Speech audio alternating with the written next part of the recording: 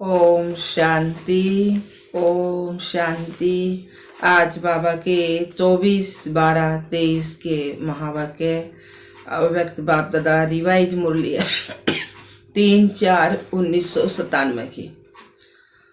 पुराने संस्कारों को खत्म कर अपने निजी संस्कार धारण करने वाले एवर रेडी बनो। पुराने संस्कारों को खत्म कर अपने निजी संस्कार धारण करने वाले एवर रेडी बनो। आज बाप दादा अपने चारों ओर से विश्व के बाप के लव में लवली और लक्की बच्चों को देख रहे हैं। हर एक बच्चे के भाग्य पर बाप को भी नाज है कि मेरे बच्चे वर्तमान समय इतने महान हैं, जो सारे कल्प में, चाहे देवता स्वरूप में, चाहे धर्म नेताओं के रूप में, चाहे महात्माओं के रूप में, चाहे पदमपति आत्माओं के रूप में, किसी का भी इतना भाग्य नहीं है जितना आप ब्राह्मणों का भाग्य है। तो अपने ऐसे श्रेष्ठ भाग्य को सदा स्मृति में रखते हो, सदा ये अनहद गीत मन में गाते रहते हो कि वाह भाग्य विधाता, वाह वाह भाग्य विधाता बाप, और वाह मुझ श्रेष्ठ आत्मा का भाग्य। यह भाग्य का गीत सदा ऑटोमेटिक बजता रहना चाहिए।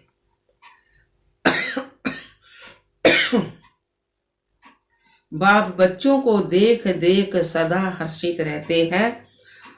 बच्चे भी हर्षित होते हैं, लेकिन कभी कभी बीच में अपने भाग्य को इमर्ज करने के बजाय मर्ज कर देते हैं। जब बाप देखते हैं कि बच्चों के अंदर अपने सौभाग्य का नशा निश्चय मर्ज हो जाता है, तो क्या कहेंगे? ड्रामा। लेकिन बाप दादा सभी बच्चों को सदा ही भाग्य के समर्थी स्वरूप देखना चाहते हैं। आप भी सभी चाहते यही हैं, लेकिन बीच में आ जाता है, किसी से भी पूछो तो सब बच्चे यही लक्ष्य करके चल रहे हैं कि मुझे बाप समान बनना ही है। लक्ष्य बहुत अच्छा है, जब लक्ष्य श्रेष्ठ है, बहुत अच्छा है, फिर कभी इमर्ज रूप और कभी मर्ज रूप क्यों? कारण क्या? बाप दादा ने इतने अच्छे अच्छे वादे भी, बाप दादा से इतने अच्छे अच्छे वादे भी करते हैं, रू रिहान भी करते हैं, फिर भी लक्ष्य और लक्षण में अंतर क्यों? तो बाप दादा ने रिजल्ट में देखा कि कारण क्या है।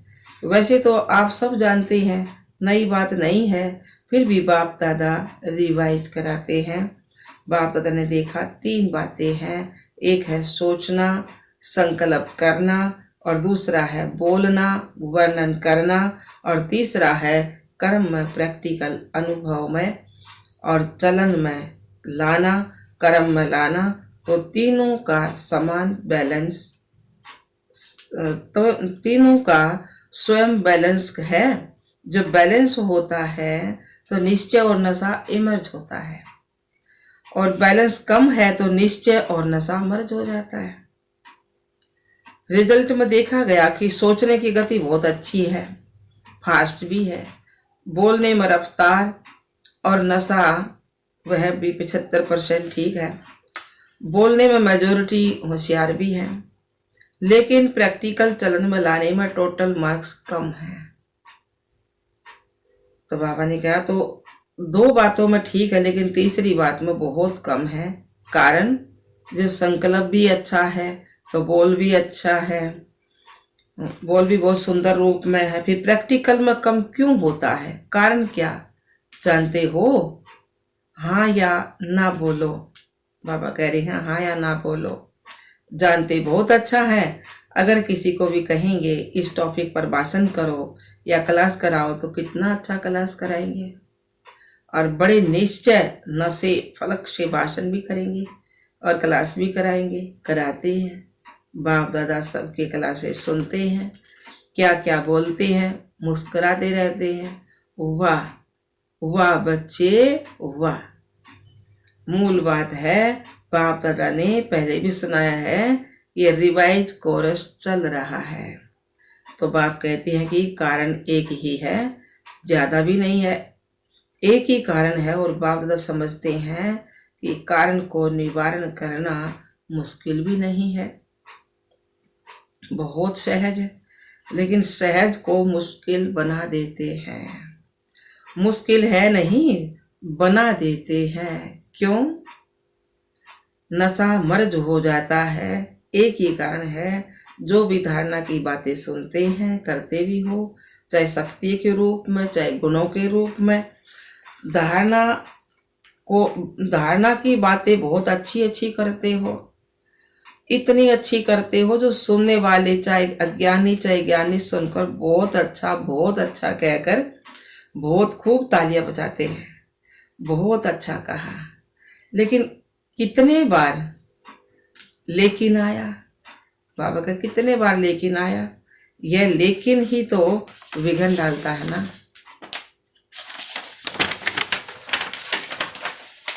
लेकिन शब्द समाप्त होना अर्थात बाप समान समीप आना, और बाप के समीप आना अर्थात समय को समीप लाना। लेकिन अभी तक लेकिन शब्द कहना पड़ता है, बाप को अच्छा नहीं लगता, लेकिन कहना ही पड़ता है। तो कारण क्या? जो भी कहते हो, धारण भी करते हो, धारण के रूप से धारण करते हो, धारणा के रूप से धारण करते हो, और वह धारणा किसकी थोड़ा समय और किसकी ज्यादा समय भी चलती है। लेकिन धारणा प्रैक्टिकल में सदा बढ़ती चले, उसके लिए यही मुख्य बात है कि जैसे द्वापर से लेकर अंतिम जन्म तक जो भी अवगुण व कमजोरियां हैं, उसकी धारणा संकल्प स्वरूप में बन गई है, और संस्कार बनने के कारण मेहनत नहीं करनी पड़ती है। बाबा ने कहा मेहनत नहीं करना पड़ता, छोड़ना भी चाहते हैं, अच्छा नहीं लगता है, अच्छा नहीं लगता है, फिर भी कहते क्या करे, मेरा संस्कार ऐसा है ना। अब बुरा नहीं मानना, मेरा संस्कार ऐसा है। संस्कार बना कैसे? बनाया तभी तो बनाना। आप कह रहे बनाया तभी तो बनाना। तो जब द्वापर से ये उल्टे संस्कार बन गए, जिससे आप समय पर मजबूर भी होते हो, फिर भी कहते हो क्या करें, संस्कार है ना। तो संस्कार सहज न चाहते हुए भी प्रैक्टिकल में आ जाते हैं ना। किसी को क्रोध आ जाता है, थोड़े समय की बात कहते हैं आप बुरा नहीं मानना, मेरा संस्कार है। क्रोध को भी संस्कार बनाया है। तो बाबा ने क्या अवगुण को संस्कार बनाया और गुणों को संस्कार क्यों नहीं बनाया है? जैसे क्रोध अज्ञान की शक्ति है, अज्ञान की शक्ति शांति है, सहन शक्ति है। तो अज्ञान की शक्ति क्रोध को बहुत अच्छी तरह से संस्कार बना दिया। क्या बोला बाबा ने? तो अज्ञान की शक्ति क्रोध को बहुत अच्छी तरह से संस्कार बना दिया, और यूज भी करते रहते हो, फिर माफी भी लेते रहते हो, माफ कर देना बाबा, आगे से नहीं होगा। और आगे और ज्यादा होता है, कारण क्योंकि संस्कार बना दिया। बनाया किसने? मंत्र बनाया। तो बाप दादा एक ही बात बच्चों को बार बार सुनाते हैं कि अभी हर गुण को, हर ज्ञान की बात को संस्कार रूप में बनाओ। संस्कार का ही रोड़ा है ना सारा। तो ब्राह्मण आत्माओं के निजी संस्कार कौन से हैं? क्रोध या सहन शक्ति के हैं? कौन सा है? सहन शक्ति, शांति की शक्ति यह है ना। बाबा ने क्या क्रोध या सहन शक्ति? तो कौन सा है? बाबा के सहन शक्ति, शांति की शक्ति यह है ना। और अवगुणों को तो सहज ही संस्कार बना लिया, फूट कर अंदर डाल दिया, कूट कर अंदर डाल दिया। तो मेरा निजी संस्कार कौन सा है, यह सदा याद रखो। वह तो रावण की जायदाद संस्कार बना दिया। क्रोध ये तो रावण का संस्कार है ना। तो बाबा ने क्या पराये माल को तुमने अपना बना लिया। अब बाप के खजाने को अपना बनाओ। रावण की चीज को संभाल कर रखा है और बाप की चीज को तुम गुम कर देते हो, क्यों? रावण से प्यार है क्या? पूछ रहे बाबा, रावण से प्यार है क्या? रावण अच्छा लगता है या बाप अच्छा लगता है? बाप अच्छा लग गया ना, और फिर भी रावण के उसमें बादले रावण की तरफ। तो बाबा ने कहा, कहेंगे तो सभी बाप अच्छा लगता है, यही मन से कह रहे हो ना, लेकिन जो अच्छा लगता है उसकी बात निश्चय की स्याही से दिल में समा जाती है। जो अच्छा लगता है उसकी बात निश्चय की स्याही से दिल में समा जाती है। जब कोई रावण के संस्कार के वश होते हैं और फिर भी कहते रहते हैं, बाबा आपसे मेरा बहुत प्यार है, बहुत प्यार है, तो बाबा पूछते हैं कितना प्यार है? तो कहते हैं आकाश से भी ज्यादा। तो आप सुन करके खुश भी हो जाते हो कि कितने बोले बच्चे देखो। फिर भी बाप कहते हैं, बाप का सभी बच्चों से वादा है कि दिल से अगर एक बार भी मेरा बाबा बोल दिया, फिर भले बीच बीच में भूल जाते हो, लेकिन एक बार भी दिल से मेरा बाबा बोला, मेरा बाबा बोला, तो बाप भी कहते हैं जो भी हो जैसे भी हो मेरे ही हो। तो जो ले तो जाना ही है, सिर्फ बाप चाहते हैं कि बाराती बनकर नहीं चलना, सजनी बनकर चलना है। सुन करके तो सभी बहुत खुश हो रहे हैं, अपने ऊपर हंसी भी आ रही है। अभी सुनने के समय अपने ऊपर हंसते हो ना, अपने ऊपर हंसी आती है, और जब जोश करते हो तब लाल पीले हो जाते हो। लेकिन बाप ने रिजल्ट में देखा कि बच्चों में एक विशेषता बहुत अच्छी है, कौन सी? पवित्रता में रहना। तो इसके लिए कितना भी सहन करना पड़ा, कितनी भी अपोजिशन करने वाली सामने आए, लेकिन इस बात में 75% अच्छे हैं।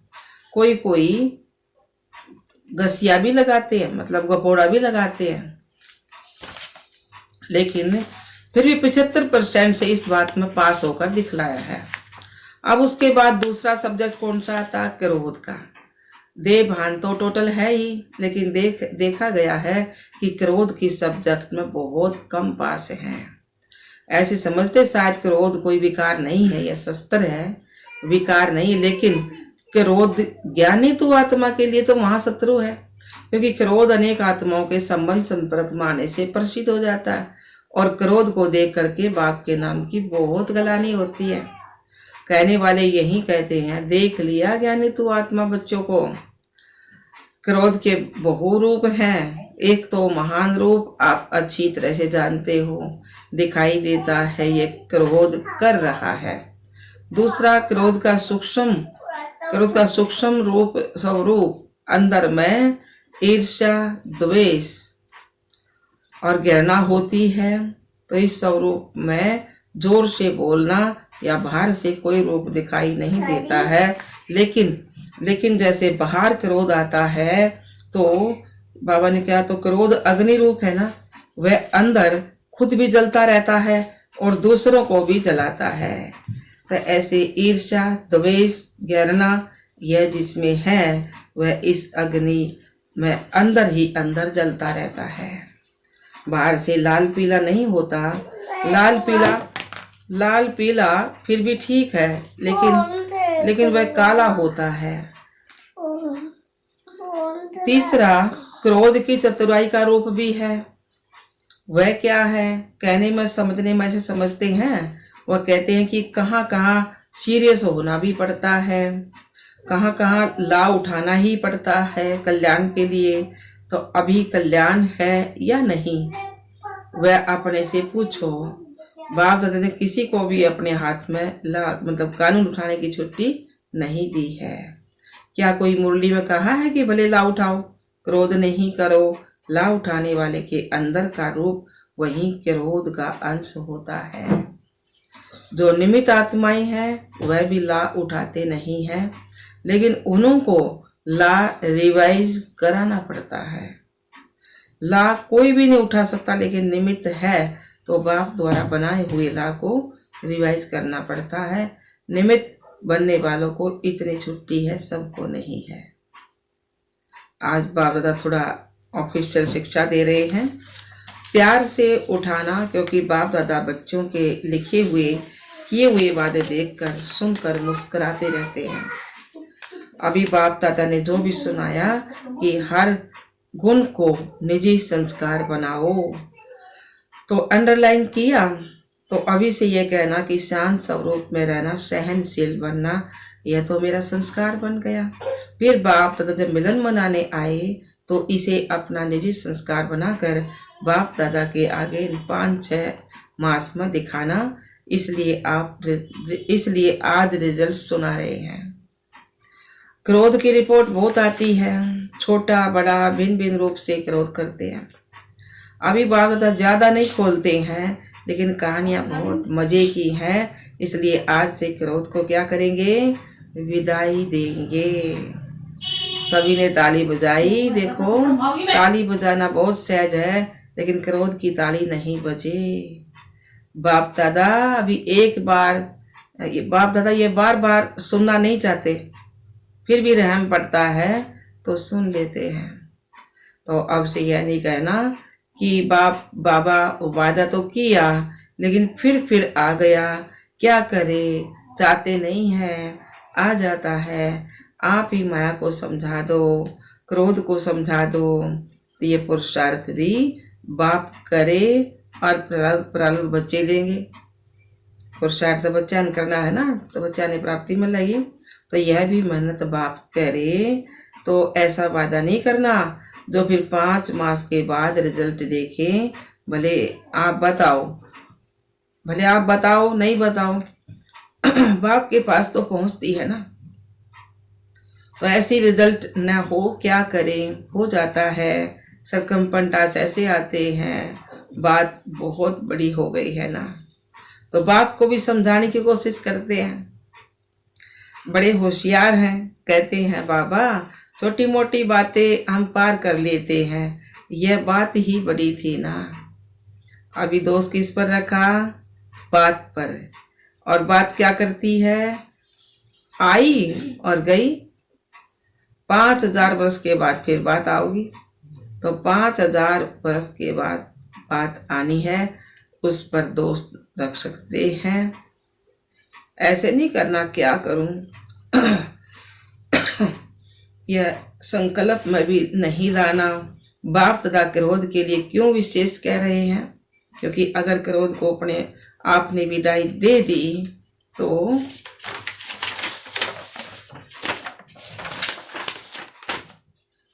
तो इसमें लोभ इच्छा सब आ जाता है। लोभ सिर्फ पैसे और खाने का नहीं होता, भिन्न भिन्न प्रकार की, चाहे ज्ञान की कोई भी इच्छा, यह भी तो लोभ है। तो क्रोध को खत्म करने से लोभ सब तक खत्म हो जाएगा, अहंकार भी खत्म हो जाएगा।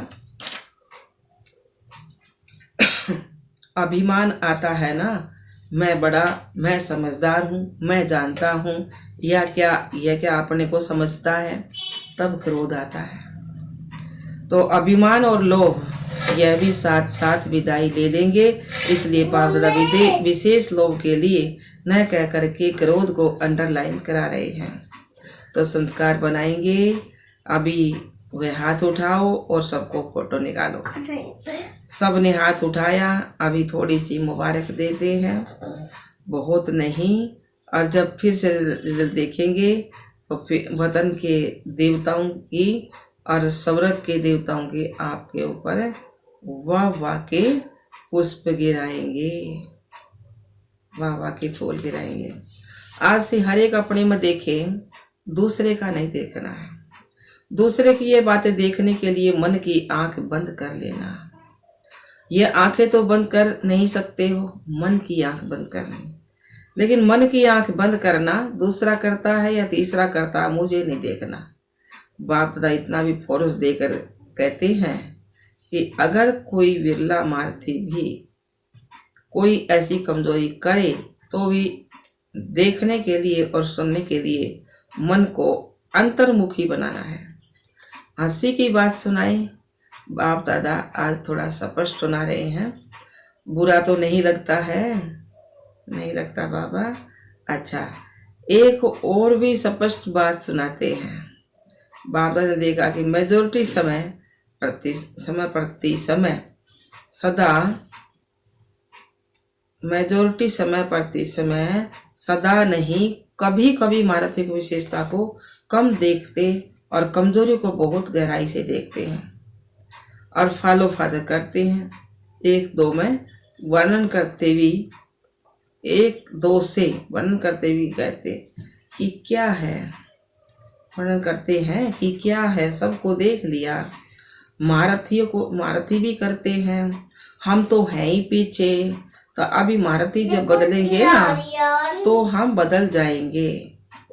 लेकिन महारथियों की तपस्या, महारथियों के बहुत काल का पुरुषार्थ है, उनको एडिशन मार्क्स दिलाकर भी पास विद ऑनर कर लेती हैं। आप इसी इंतजार में रहेंगे कि महारथी बदलेंगे तो हम बदलेंगे, तो बाबा का धोखा खा जाओगे। इसलिए मन को आंखें है ना, इसके मन को अंतर्मुखी बनाओ ना, समझा? यह भी बाप दादा सुनाते हैं। तो बाबा ने क्या है, यह भी बाप दादा बहुत सुनते हैं। देख लिया, हमारी भी तो आंखें हैं ना। अच्छा, हमारे भी तो कान है ना, हम भी तो सुनते हैं ना। लेकिन महारथियों से इस बात में रीस नहीं करना। अच्छाई की रेस करो, बुराई की रेस नहीं करो, नहीं तो धोखा खा लेंगे। बाप दादा को तरस पड़ता है, क्योंकि महारथियों का फाउंडेशन निश्चय अटूट और अचल है। उसकी दुआएं एक्स्ट्रा महारथियों को मिलती हैं। इसलिए कभी भी मन की आंख को इस बात के लिए नहीं खोलना, बंद रखो। सुनने के बजाय मन को अंतर्मुखी रखो, समझा जी बाबा? चारों ओर के सर्व बाप दादा के लवलीन आत्माएं, सर्व के सेवादारी आत्माएं, सर्व सहज पुरुषार्थ को अपनाने वाली श्रेष्ठ आत्माएं, सदा बाप समान बनने के लक्ष्य और लक्षण को समान बनाने वाली बाप के समीप आत्माओं को बाप दादा का याद प्यार और गुड मॉर्निंग। रूहानी बाप की रूहानी बच्चों को नमस्ते। हम रूहानी बच्चों की रूहानी बाप दादा को याद प्यार मॉर्निंग नमस्ते नमस्ते नमस्ते जी। हम बाबा के बच्चे सदा रहे हंसते और शाते। मीठे बाबा शुक्रिया। वरदान दिया बाबा ने, सबको अमर ज्ञान दे, अकाले मृत्यु के भय से छुड़ाने वाले शक्तिशाली सेवाधारी भाव।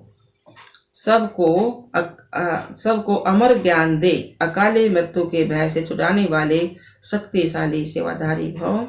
सार दिया बाबा ने, दुनिया में आजकल अकाले मृत्यु का भी डर है। डर से खा भी रहे हैं, चल भी रहे हैं, सो भी रहे हैं। ऐसी आत्माओं को खुशी की बात सुनाकर भय से छुड़ाओ।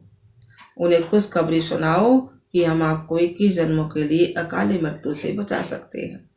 हर आत्मा को अमर ज्ञान दे, अमर बनाओ, जिससे वे जन्म जन्म के लिए अकाले मृत्यु से बच जाएं। ऐसे अपने शांति और सुख के वाइब्रेशन से लोगों को सुख चैन की अनुभूति कराने वाले शक्तिशाली सेवादारी भाव। स्लोगन दिया, शक्तिशाली सेवादारी बनो। स्लोगन दिया बाबा ने, याद और सेवा का बैलेंस रखने से ही सर्व की दुआएं मिलती हैं।